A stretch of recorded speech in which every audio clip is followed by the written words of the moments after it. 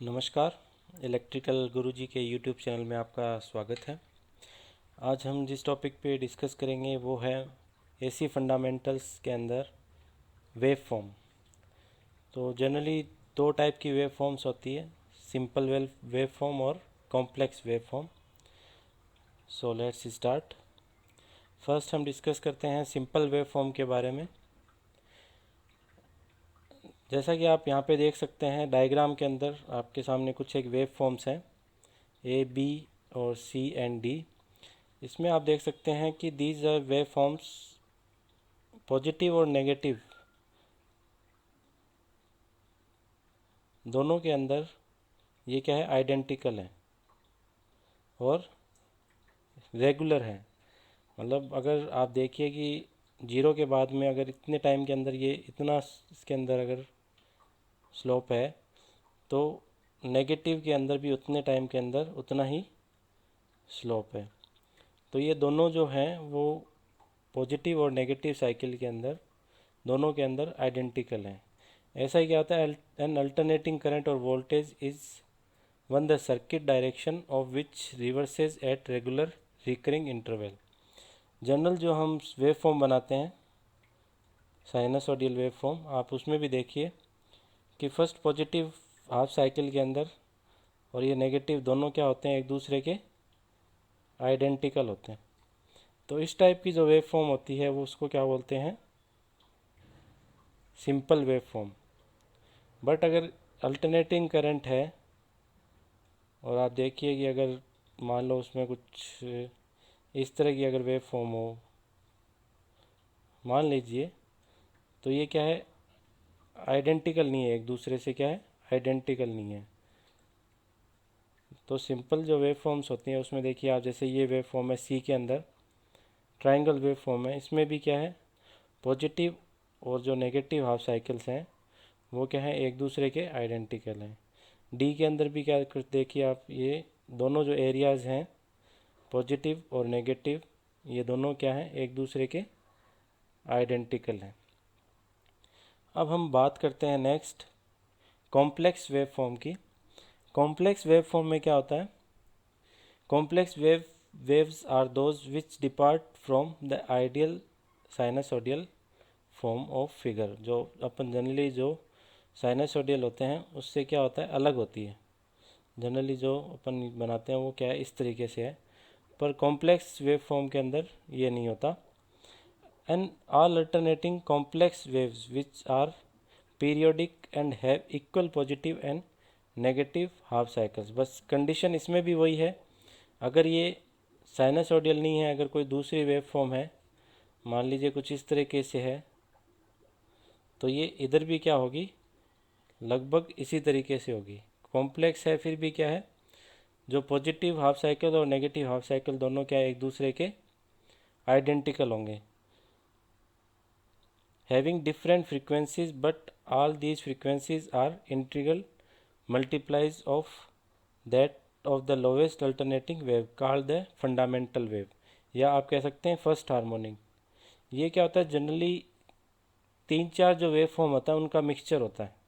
जैसा आप इसमें देख सकते हैं डायग्राम में, जो मेन वेव फॉर्म है वो क्या है, डार्क आप देख सकते हो ये है, और ये किससे मिलकर बन रही है, आप देख रहे हो जो डॉटेड जो हैं वेव फॉर्म्स, उनको एक साथ अगर आप इंटीग्रेट करें तो आपकी ये कॉम्प्लेक्स वेव फॉर्म है वो जनरेट होती है। तो इसमें जो फर्स्ट है उसको क्या बोलते हैं, फंडामेंटल या फर्स्ट हार्मोनिक, जो जनरली एक साइनसोडियल वेव फॉर्म ही होती है। अगर इसके अंदर आप क्या करो, कोई अलग फ्रीक्वेंसीज़ की वेव अगर आ जाती है आपके इसके अंदर, सोर्स अगर कोई फ्रीक्वेंसी जनरेट करता है इस 50-50 हर्ट्ज जो है फंडामेंटल वेव्स के अलावा, तो उसमें देखिए दो वेव फॉर्म है यहाँ पे। फर्स्ट वेव फॉर्म के अंदर आप देख सकते हो जो सेकंड हार्मोनिक जिसको बोलते हैं वो क्या है, 80 हर्ट्ज। आप देख सकते हो ये मल्टीप्लाई है ऑलमोस्ट, क्या है, अगर ये 50 हर्ट्ज है, सेकंड क्या है 100 हर्ट्ज, थर्ड क्या है 150 हर्ट्ज। तो ये क्या है, frequencies those these waves of higher frequencies are called harmonics, having different frequencies, but all these frequencies are integral multiplies of that of the lowest alternating waves called fundamental। जो fundamental waves हैं जिसकी frequency अगर as example 50 hertz है या कुछ भी हो, मान लीजिए एफ है, तो जो हार्मोनिक्स होंगे वो क्या होंगे, इसके मल्टीपल होंगे, 2f या 3f, जो कि इस एग्जांपल के अंदर है। अब आप ये देखिए किस तरह से ये जनरेट हो रही है, उसके ऊपर थोड़ा सा ध्यान दीजिएगा। फर्स्ट तो वो क्या है, फंडामेंटल आप देख सकते हो एज ए साइनसोइडल वेव है। सेकेंड वेव में देखिए आपकी क्या है 100 हर्ट्ज, तो ये भी क्या है अपने उसके अंदर साइकिल के अंदर तो आइडेंटिकल है, बट इस फंडामेंटल से डिफरेंट है।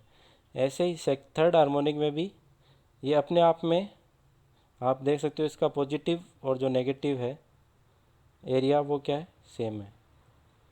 जो लाइंस में ड्रॉ कर रहा हूँ उसमें देखिए आप, जो इनका एरिया है वो क्या है, बराबर है। ऐसे ही जो सेकेंड हार्मोनिक्स है उसमें भी क्या है, पॉजिटिव हाफ साइकिल और नेगेटिव हाफ साइकिल्स का एरिया क्या होगा, सेम होगा। तो अब जब तीनों को हम क्या करेंगे, इंटीग्रेट करेंगे, तो आप देखिए यहाँ पे क्या आ रहा है, तीनों राइज कर रही हैं वेव फॉर्म, तो ये भी क्या है, कॉम्प्लेक्स वेव फॉर्म भी क्या हो रही है, राइज हो रही है। तो ये यहाँ तक क्या है, राइज हो रही है। इसके बाद में देखिए ये जो सेकंड और जो थर्ड है ये क्या है, अब डाउन जा रही है, तो अब कॉम्प्लेक्स वेव फॉर्म भी क्या हो गई, डाउन जाना स्टार्ट हो जाएगी। ये डाउन गई, फिर यहाँ पे आके क्या है, ये एक जो वेव फॉर्म है थर्ड हार्मोनिक्स की ये वाली, ये क्या है वापस से इंक्रीज हो रही है, बट जो सेकंड हार्मोनिक है वो क्या है, नेगेटिव में, और फंडामेंटल है वो अभी भी पॉजिटिव में है, तो ये अभी भी क्या है, पॉजिटिव में। फिर ये क्या होगी, डिक्रीज होना स्टार्ट हो जाएगी, क्योंकि जो फंडामेंटल है वो अब क्या हो गई, नेगेटिव में स्टार्ट हो गई जाना। और यहाँ पे आप देख सकते हो जो थर्ड हार्मोनिक्स है वो भी नेगेटिव में है, तो इसका जब इंटीग्रेटेड जो वेव फॉर्म निकालेंगे वो क्या होगी, नेगेटिव में।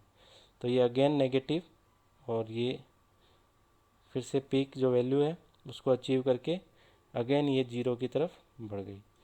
तो अब जो कॉम्प्लेक्स वेव फॉर्म है इसका भी अगर आप एरिया निकालेंगे वो क्या है, पॉजिटिव हाफ साइकिल में और नेगेटिव हाफ साइकिल में दोनों एरिया क्या होंगे, इक्वल होंगे। तो ये डिफरेंस है कॉम्प्लेक्स और सिंपल वेव फॉर्म में। सिंपल में तो क्या है, सिर्फ एक फ्रीक्वेंसी की वेव फॉर्म होगी, जैसा कि हम ड्रॉ करते हैं साइनसोइडल, तो ये क्या है, एक फ्रीक्वेंसी है इसमें। जब दो या तीन फ्रीक्वेंसीज आ जाती है इसमें, जिनको कि हम क्या बोलते हैं, हार्मोनिक्स, जो कि क्या होगी, फंडामेंटल फ्रीक्वेंसी के मल्टीपल में होगी उनकी फ्रीक्वेंसी, तो उस कंडीशन में क्या होगा, ये साइनसोइडल नहीं होके ये कुछ इस तरह से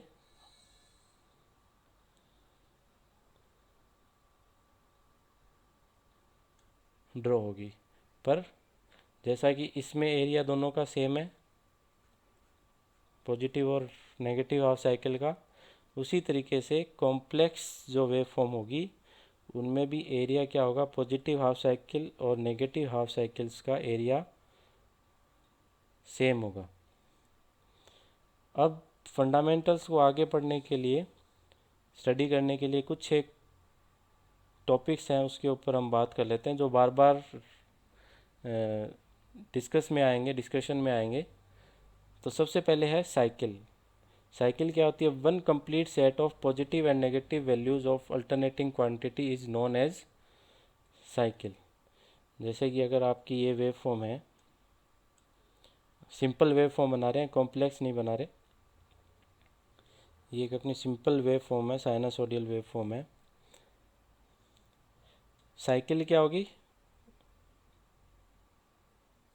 complete set of positive and negative values, यानी कि जो पॉजिटिव साइकिल है दिस वन, और जो नेगेटिव है इसको जो मिला के होगा उसको क्या बोलेंगे, एक कंप्लीट साइकिल। तो इसमें क्या है, सिर्फ एक साइकिल है। अगर इसको और फर्दर आगे अगर अपन बढ़ाएं,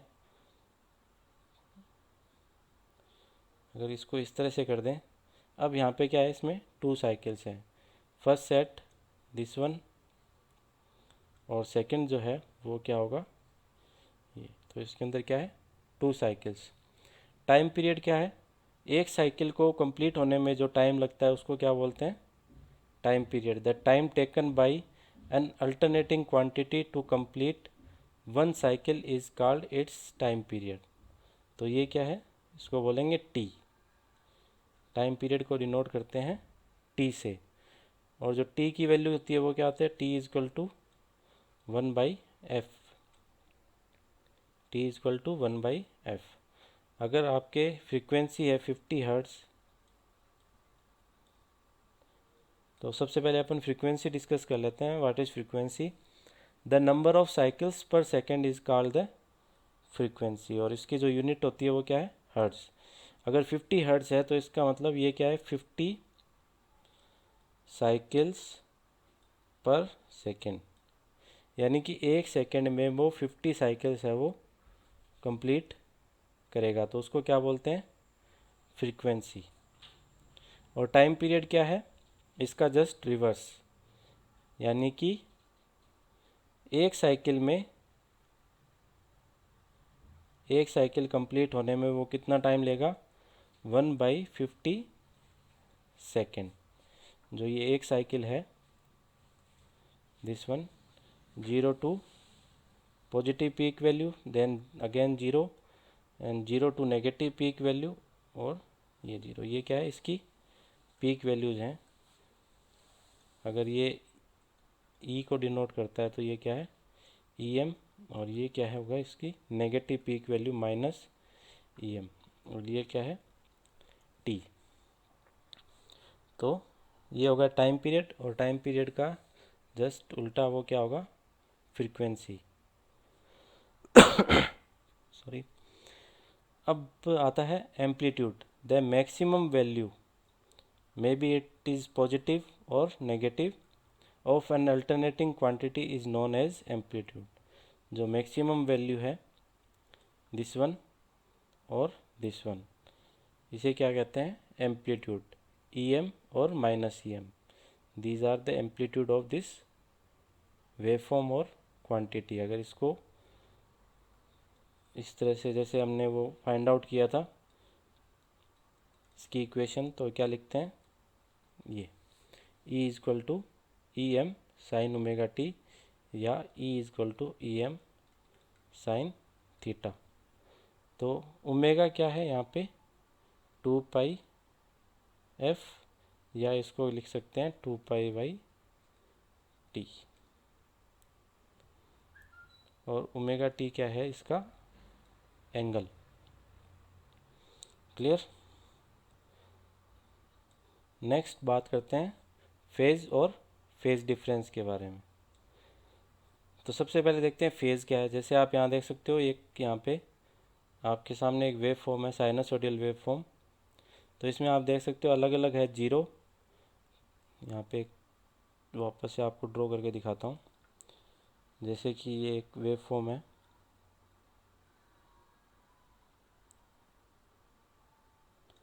क्लियर। तो ये टोटल इसका जो टाइम पीरियड है वो क्या है एक साइकिल का टी। तो ये क्या होगा T/4, ये क्या होगा T/2, ये है 3T/4, और ये क्या है T।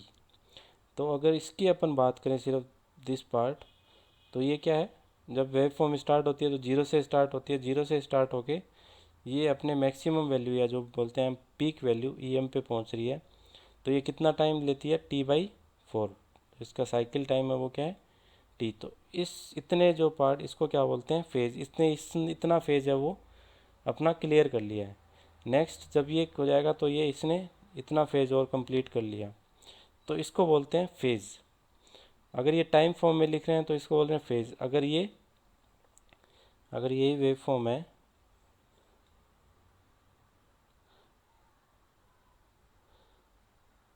अगर टाइम नहीं लेके अगर हम एंगल लें,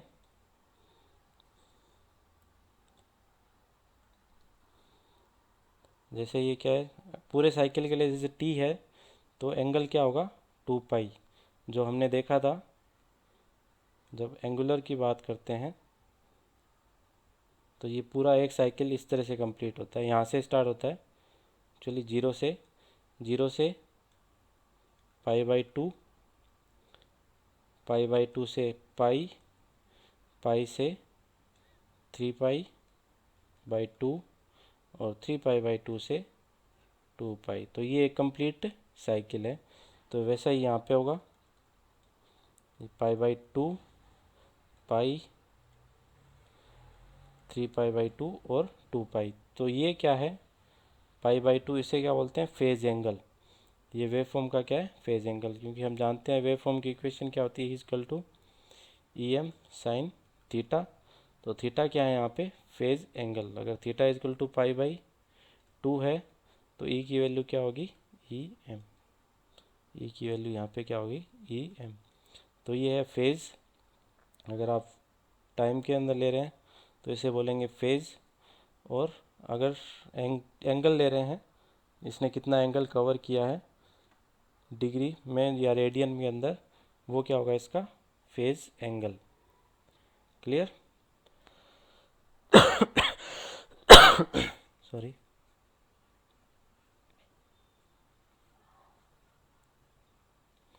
अब बात करते हैं फेज डिफरेंस में। फेज डिफरेंस कहाँ पे आता है, जब दो वेव फॉर्म्स को कंपेयर करते हैं। मान लीजिए ये कोई एक वेव फॉर्म है,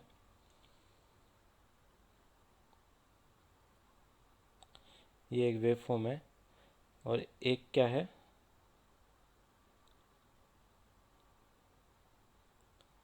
ये वेव फॉर्म है।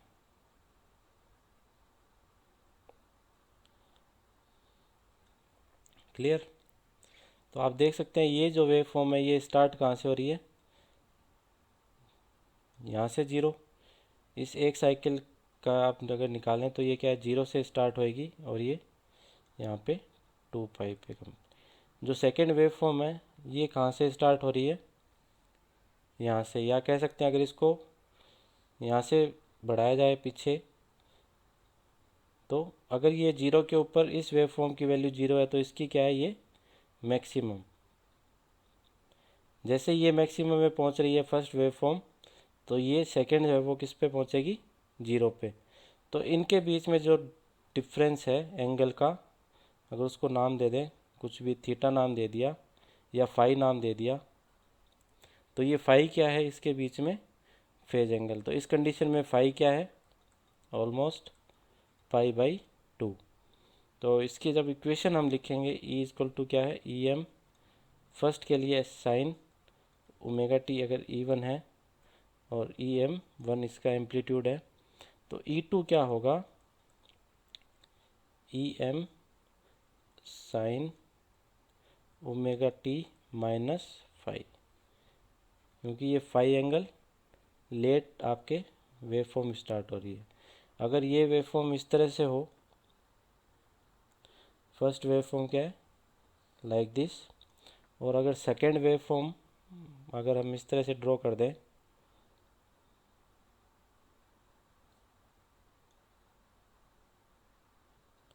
Something like that. तो अब देखिए इसमें अगर इसको मैं पीछे की तरफ ले जाता हूँ सेकेंड वेव फॉर्म को, तो आप देख सकते हैं जब ये जीरो पे यहाँ पे स्टार्ट हो रही है, ये ऑलरेडी माइनस जो पाई/2 एंगल है उससे पहले ये वेव फॉर्म यहाँ पे स्टार्ट हो गई है। पॉजिटिव के लिए बात कर रहे हैं हम, इन दोनों पॉजिटिव का कंपेयर कर रहे हैं। इसमें क्या था एक पॉजिटिव था और एक ये यहाँ पे नेगेटिव था, पर ये स्टार्ट कहाँ से हुई है देखा जाए तो पॉजिटिव साइकिल की अगर बात करें तो यहाँ से। तो ये क्या है फाई एंगल जो सेकंड है वो क्या है इससे फर्स्ट से पीछे है। पर इस कंडीशन में ये क्या है, जब फर्स्ट जो वेव फॉर्म है वो जब जीरो पे थी तो इसकी जो वैल्यू है वो क्या है सेकंड की पीक पे। तो इस कंडीशन में अगर वेव फॉर्म लिखेंगे तो क्या होगा EM1 साइन ω/t। तो E2 क्या होगा इस कंडीशन में EM2 sign ω/t plus phi. ये क्या है फाई एंगल लीड कर रही है। डिफरेंस दोनों में क्या है फाई है, इसमें भी फेज एंगल जो फेज डिफरेंस है वो भी क्या है फाई, या कह सकते हैं इस कंडीशन में फाई इजक्वल टू क्या है पाई/2।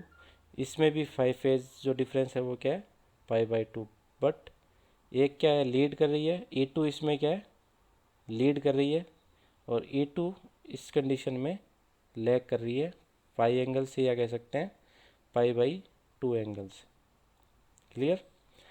थर्ड कंडीशन में अगर आप देख सकते हैं इसमें ए और बी जो दोनों वेव फॉर्म है उसका एम्पलीट्यूड आप देख सकते हैं अलग अलग हो भले ही, बट दोनों का फेज जो एंगल है या जो फेज है वो दोनों का सेम है। दोनों यहीं से स्टार्ट हो रही है, जीरो से स्टार्ट हो रही है। तो इस कंडीशन में अगर हम वेव फॉर्म निकालें E1 is equal to EM1 sine omega T, तो E2 भी क्या होगा EM1 साइन ओमेगा टी। इस कंडीशन में जो फेज जो डिफरेंस है वो क्या होगा 0 डिग्री। क्लियर। तो ये है फेज और फेज डिफरेंस, और पीछे जो हमने स्टडी किए हैं टर्म्स वो अब आगे बार बार रिपीट होगी। तो इसको आप अगर नहीं समझ में आया है तो इसको वापस से वीडियो को देखिएगा, समझने की कोशिश करिएगा। अगर कोई आपके प्रॉब्लम होती है तो आप कमेंट के अंदर लिख सकते हैं। तो आज के अंदर वीडियो में इतना ही। Thank you.